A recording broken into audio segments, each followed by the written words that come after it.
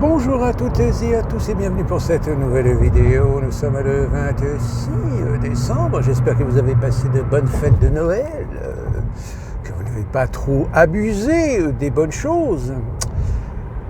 Dans cette vidéo, je vais aborder un sujet qui peut être délicat et qui, le plus est, cette idée de vidéo m'a été donnée parce que sur X, je me suis amusé à faire un petit peu d'ironie sur un événement qui s'est passé aux États-Unis, un couple d'homosexuels, un couple gay, qui avait adopté deux enfants, un de 9 ans et de 11 ans.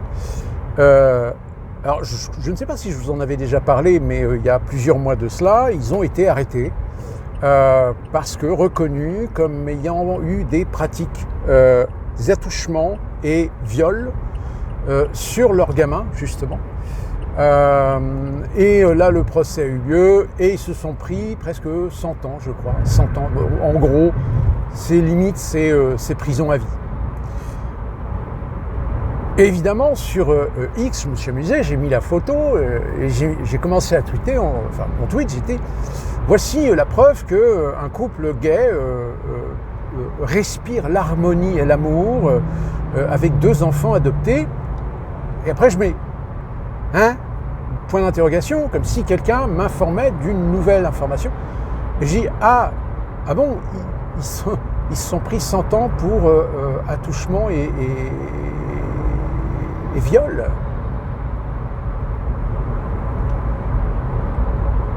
Alors, ce tweet, évidemment, n'a pas fait réagir certaines personnes qui ont retweeté mon tweet. Et évidemment, sur mon tweet, il y a des gens qui ont commencé à dire « Oui, mais c'est prouvé que 90% des couples hétéros, c'est souvent chez eux, qu'il y a de la pédophilie, qu'il y a du harcèlement sexuel et blablabla. » Le problème, c'est qu'en fait, les gens n'ont pas compris l'ironie, justement, de mon tweet. L'ironie de mon tweet, c'est pas de dire « Ah, regardez, les couples homosexuels, c'est forcément des pédophiles. » Non. C'est simplement que je mets le doigt sur le fait que on sacralise tellement le droit à l'avortement pour les couples homosexuels qu'on en néglige, je dirais, le même contrôle, la même mesure de précaution qu'avec les couples hétérosexuels. C'est-à-dire qu'aujourd'hui, on le sait, il y a des organismes spécialisés, surtout aux États-Unis, encore à la limite en France, c'est des organismes d'État, donc il y a une certaine équité, que ce soit pour des couples homosexuels ou des couples hétérosexuels. Mais aux États-Unis, malheureusement, dans certains États, parce que justement, idéologiquement, on veut permettre l'accès à l'adoption pour les couples gays et lesbiens,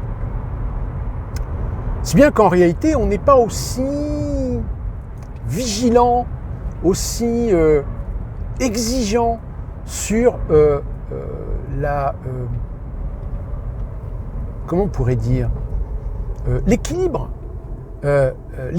de ces personnes, à la fois psychologique, voire même social, à avoir la possibilité d'adopter et d'éduquer un enfant. Mon tweet ne dénonce pas le fait qu'il y a des couples homosexuels où ça se passe en effet très très bien.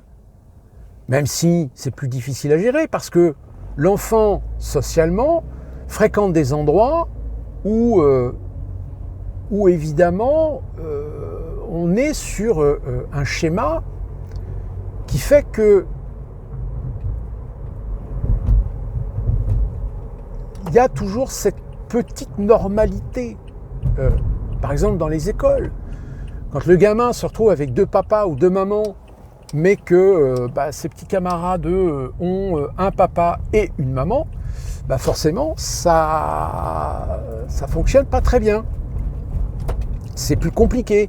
C'est-à-dire qu'à un moment donné, il y a une responsabilité parentale d'expliquer au gamin la chose, le pourquoi du comment. Or, vous savez que malheureusement, aujourd'hui, et justement la personne qui me faisait la remarque, oui, chez les couples hétérosexuels, Je dis oui, mais le problème, c'est que chez les couples hétérosexuels, comment voulez-vous justifier de renforcer, c'est-à-dire de s'immiscer dans la vie privée des gens pour être sûr qu'ils pourraient avoir le droit d'avoir un enfant, voire même d'avoir un enfant de façon naturelle. C'est-à-dire que là, ça serait la porte ouverte finalement un petit peu au meilleur des mondes finalement d'Aldous Huxley. C'est-à-dire que tu n'auras plus la liberté de procréer sans avoir une autorisation. Bah oui, ça s'est passé en Chine. En Chine, par exemple, il y a eu ce culte de l'enfant unique pour essayer de limiter l'explosion de la démographie. Sauf qu'aujourd'hui, ils y reviennent. Ils y reviennent parce que leur population est en train de vieillir. Mais c'est un sujet qui est compliqué, qui est délicat, et qui nécessite un vrai débat, qui nécessite des vraies questions, mais que, par mon tweet, j'ai voulu faire la démonstration que le fait qu'on sacralise tellement ces personnes issues de cette communauté, qu'on en oublie peut-être d'être un peu plus vigilant, au même titre que les couples homosexuels.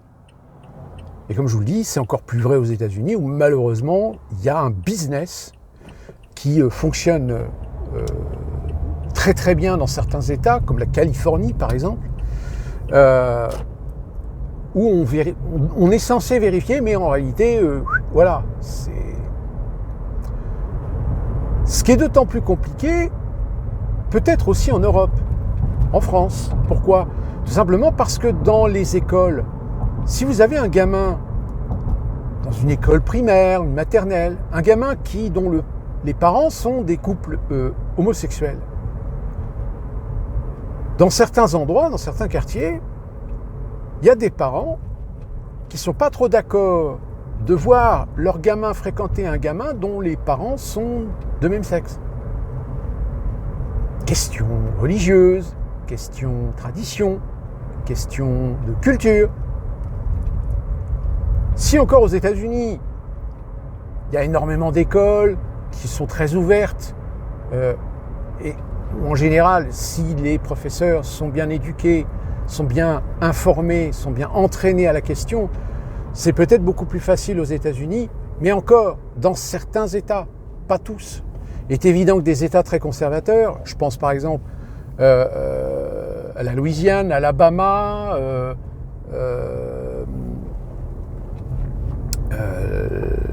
la Virginie occidentale, ou des trucs comme ça, où il y a une certaine tradition, des certaines mœurs qui sont très ancrées, où l'homosexualité reste encore tolérée, mais jusqu'à un certain point, pas jusqu'au point de laisser l'adoption, par exemple, ou même le mariage homosexuel. Bon.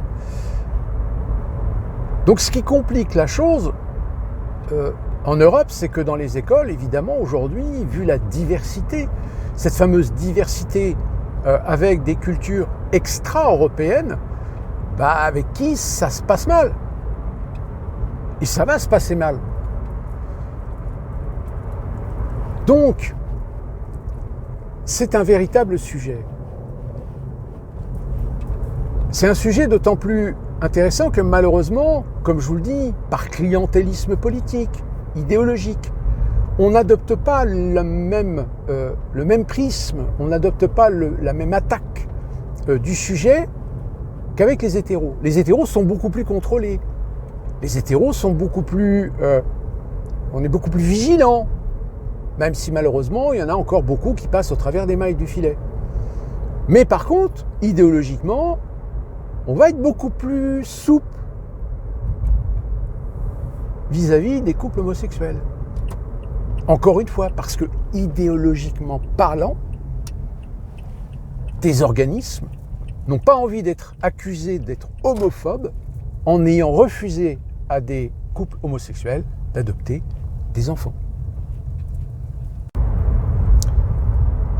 Et donc, vu qu'il y a des gens qui ont retweeté mon post, eh bien il y a des gens qui ont répondu sur leur tweet, et on se rend compte que il y a des gens, oui, qui sont dans cet état d'esprit-là, qui défendent l'idée que oui, les couples homosexuels sont clairement, nettement mieux que les couples hétérosexuels. parce qu'ils ont beaucoup d'amour à donner. Et c'est ça qui est dramatique, c'est que ces gens-là sont capables de protéger des gens qu'ils ne connaissent ni d'Ève ni d'Adam, mais sous prétexte parce qu'ils sont homosexuels. Donc, en tant qu'homosexuels, ils ont le droit d'avoir des enfants. Sauf que, un jour, ils apprennent que ce couple était complètement déluré sexuellement et s'amusait à faire touche-pipi avec leur gamin. Et là, évidemment, c'est une réputation qui s'effondre. Alors, encore une fois, évidemment, dans mon tweet, il n'y a pas l'idée de généralité. C'est juste remettre, cette fameuse expression, c'est remettre l'église au centre du village. C'est-à-dire remettre au centre le débat sur la réalité.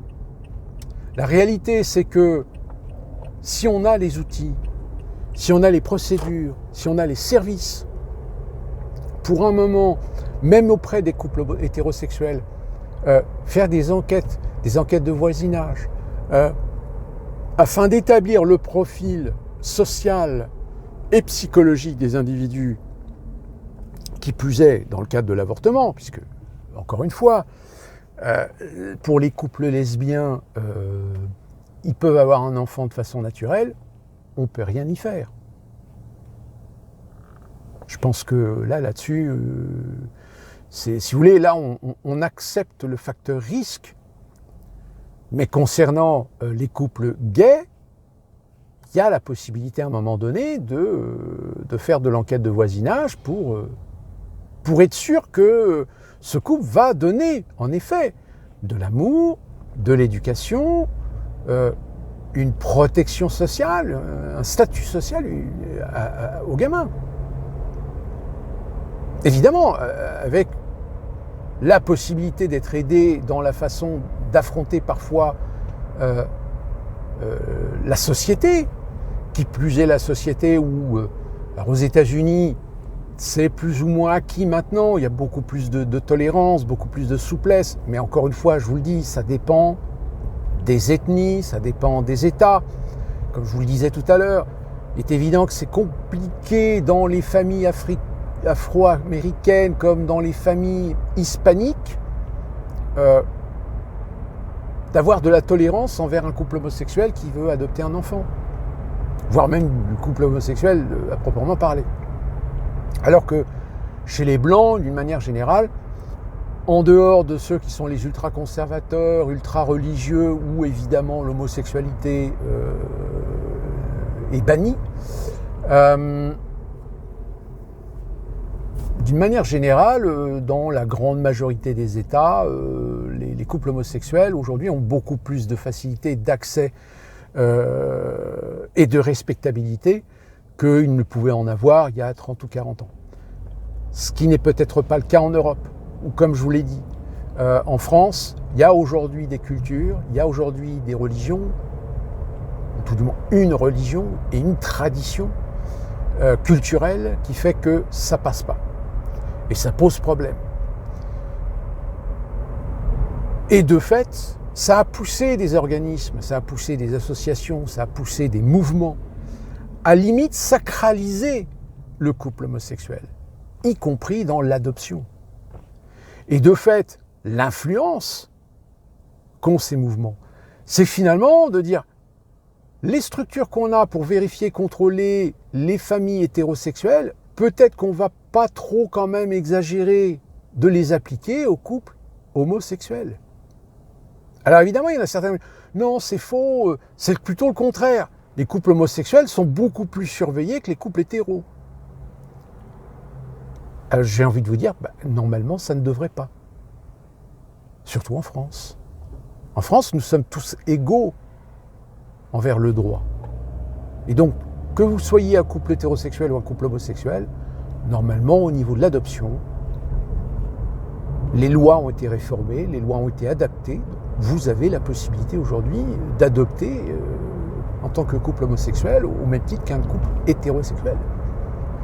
Alors après, les procédures, ça c'est un autre problème. dans l'administration, les personnes, les agents sont censés faire exécuter les procédures de façon objective, de façon neutre. Malheureusement, c'est pas le cas. Ou c'est parfois pas le cas. Je dis parfois, pas tout le temps. C'est comme dans les écoles, c'est pareil. Vous allez avoir des parents qui vont faire preuve d'une grande tolérance et d'une grande acceptation que leur gamin fréquente un gamin dont les parents sont des parents homosexuels, comme il y en a d'autres, où là, ça va remuer dans les brancards, ça va vouloir voir le directeur, ça va écrire au rectorat.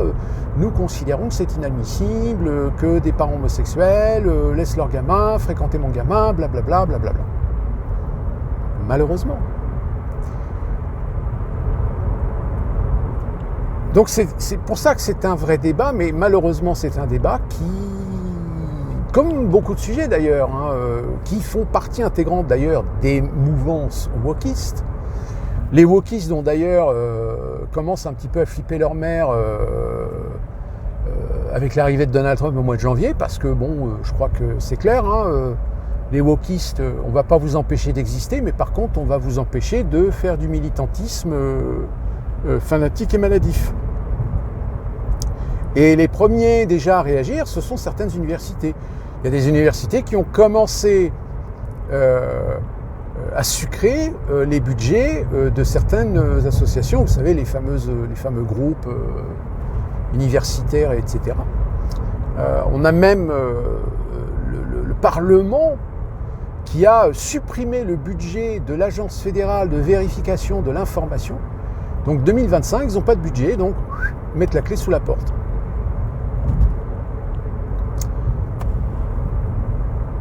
Donc voilà, c'était une petite question que je mettais un petit peu sur la table concernant justement cet état de fait qui malheureusement sont des phénomènes de société. Et que de temps en temps, c'est bien un petit peu de remettre, justement, comme je disais, l'église au centre du village, sur le fait que c'est pas parce que un couple homosexuel va avoir le bénéfice d'une certaine idéologie de protectionnisme, de droit, de liberté, etc., que ça veut dire que ça va être forcément des meilleurs parents que les hétéros. C'est-à-dire que finalement, que ce soit socialement, dans les relations humaines, dans la vie de couple, les homosexuels et les hétéros, c'est exactement pareil. C'est pareil, pourquoi ? Tout simplement parce que je pense, enfin moi personnellement je vous dis, j'ai eu cette expérience en ayant travaillé, côtoyé pas mal de couples homosexuels. Autant il y en a avec qui ça se passe très bien parce qu'ils n'étalent pas leur homosexualité, autant il y en a, excusez-moi, je vais peut-être être vulgaire, mais c'est des véritables merdes. C'est-à-dire qu'en réalité, qu'ils soient homosexuels, lesbiennes, je m'en fous, mais ils ont apparemment un sérieux problème psychologique. Ils ont un sérieux problème relationnel avec les autres. Moi, je vous dis franchement, la lesbienne qui détestait les mecs, j'ai connu. C'était en plus ma chef à l'époque. Mais elle nous détestait. Elle faisait semblant, elle faisait un monde honorable de ne pas montrer le fait qu'elle détestait les mecs. Mais il y a des moments où son comportement... c'est-à-dire que c'était très clairement quelqu'un qui, dans son enfance, un truc comme ça, il y a un problème. Il y a eu un manque quelque part. Il y a un truc qui n'a pas fonctionné. Et du coup, voilà, ça avait son petit caractère hyper fort, au point même des fois, elle s'était fait choper le soir en fermeture avec sa copine, la copine qui était évidemment assistante de direction. Ça lui donc procurait une sorte de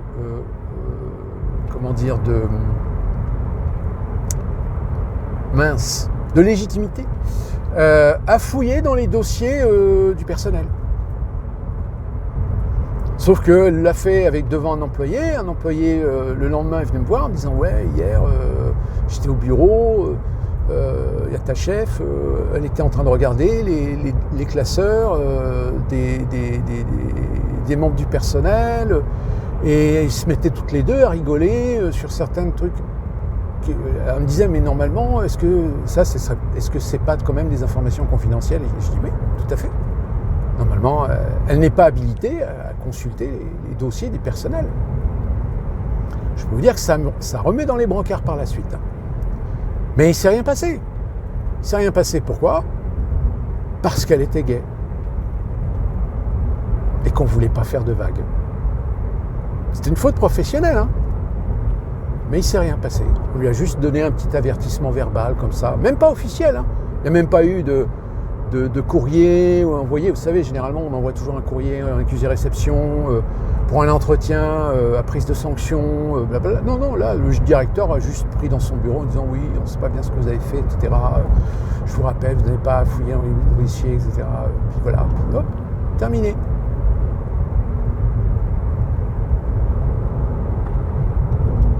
Ce que je vous raconte là, ça se trouve peut-être que vous avez connu ce genre de situation. Mais encore une fois, hein, moi personnellement je m'en fous, parce que j'ai le recul pour dire, de toute façon, que ce soit hétéro ou homo ou sexe ou lesbien ou truc comme ça, on est toujours confronté à des individus, on va juger le caractère, on va juger la personnalité. On ne juge pas la tendance sexuelle ou le genre, on s'en branle. Or malheureusement, les personnes qui font partie de la minorité, de la communauté LGBTQ+, aujourd'hui, se sentent plus pétés parce qu'ils savent qu'on leur a donné un statut sacré. Donc ils se permettent de faire n'importe quoi.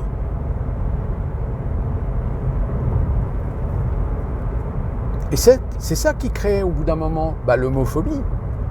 Parce que des hétéros voyant des homos faire des choses que eux n'ont pas le droit de faire parce que sinon ils sont sanctionnés, mais eux le font mais ne sont pas sanctionnés parce que ce sont des homosexuels. Donc on ne veut pas que la société soit accusée d'avoir fait quelque chose contre une personne parce qu'elle est homosexuelle. Non, ça n'a rien à voir avec le fait qu'elle soit homosexuelle. Elle a fait une connerie. Donc elle paye au même titre que si elle était hétéro, homo, ou extraterrestre, ou non-genré, ou bigenré, on s'en fout. Et malheureusement, le statut sexuel aujourd'hui, LGBTQ+, a tellement pris d'importance dans le débat, et tellement d'importance dans l'idéologie défendue par les progressistes, parce que, on va être d'accord, ceux qui défendent ça à très haut niveau, ils ne défendent pas parce que c'est des gays, hein, ils se défendent parce que c'est un électorat. Donc, et d'ailleurs c'est pour ça qu'ils sont baisés, parce qu'en France, vous avez des gays et des lesbiennes qui ont voté Rassemblement National. Ah! Bon, évidemment, c'est une frange très marginale, mais quand même. Comment des homosexuels peuvent-ils voter Rassemblement National? Ce n'est pas possible. Bah si, c'est possible. Parce que tout dépend. Tout dépend de la classe sociale, tout dépend de leurs idéologies, tout dépend de leurs conditions sociales. Je veux dire, il y a même aujourd'hui des catholiques qui sont gays ou lesbiennes. C'est des croyants. Ils ont le droit d'être gays, si, non? Enfin, je sais pas. Oui, alors vous allez me dire, oui, mais c'est contraire à la religion. Et faut faire la différence entre les personnes qui ont la foi et qui croient en Dieu et la religion. Alors oui, ceux qui ont la foi sont bien obligés de passer par la pratique d'une religion pour être en conformité avec leur foi. Mais parfois, ça le fait de façon un petit peu arbitraire. Enfin voilà, c'était assez amusant de lire un petit peu les commentaires parce qu'encore une fois, et c'est pareil dans bien d'autres sujets, on a affaire vraiment à des idiots utiles en fait.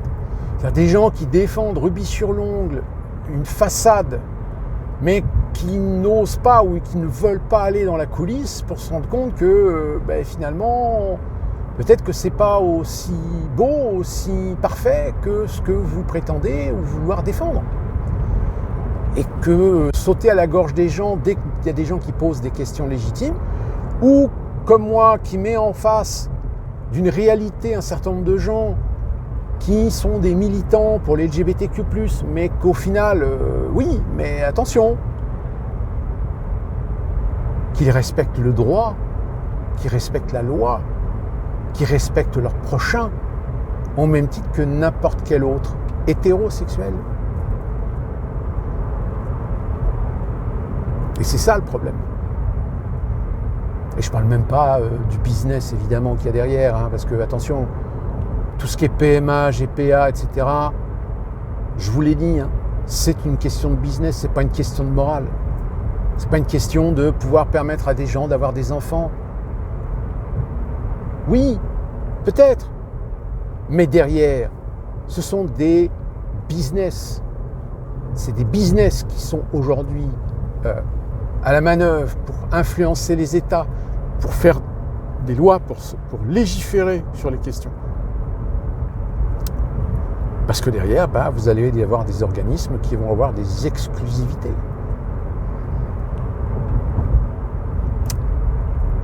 Donc voilà pour la petite histoire. Finalement, ça rejoint toujours le même problème d'une façon globale. Hein. On fait du clientélisme par rapport à des individus, par rapport à leur appartenance. Mais qu'est-ce que vous voulez y faire malheureusement, on ne peut pas y faire grand-chose tant qu'il n'y a pas des gens pour justement légiférer de façon intelligente. Parce que derrière, il y aura toujours des gens, des politiciens qui, eux, serviront la soupe idéologique d'associations, de groupes, de communautés, etc. Et c'est pour ça d'ailleurs qu'aux États-Unis, comme je vous l'ai dit tout à l'heure, quand Donald Trump va prendre le pouvoir le 20 janvier, il y a beaucoup d'Américains républicains, conservateurs, qui attendent énormément de Trump sur toute l'hégémonie, sur toute la foire wokiste qu'il y a aux États-Unis. Et comme je vous le dis, ça commence déjà un petit peu à retourner sa veste dans certaines universités, par exemple. Même la télévision, les télés aujourd'hui commencent à retourner leur veste, hein, parce que ils disent peut-être qu'on a trop promu quelque chose sans avoir eu de raison gardée, de faire de l'objectivité, de relativiser un petit peu. Non, on a foncé tête baissée. Comme ce qui d'ailleurs a porté préjudice à Kamala Harris quand elle disait devant les caméras, oui, faut du woke, toujours plus de woke, encore plus de woke. Non, fallait pas dire ça, cocotte. T'as quand même dans ton électorat progressiste des gens qui sont plus trop d'accord avec le fanatisme wokiste. Enfin, qui vivra verra. D'ici là qu'on se retrouve pour une prochaine vidéo. Portez-vous bien, soyez prudents. Et je pense qu'on se reverra avant la fin de l'année.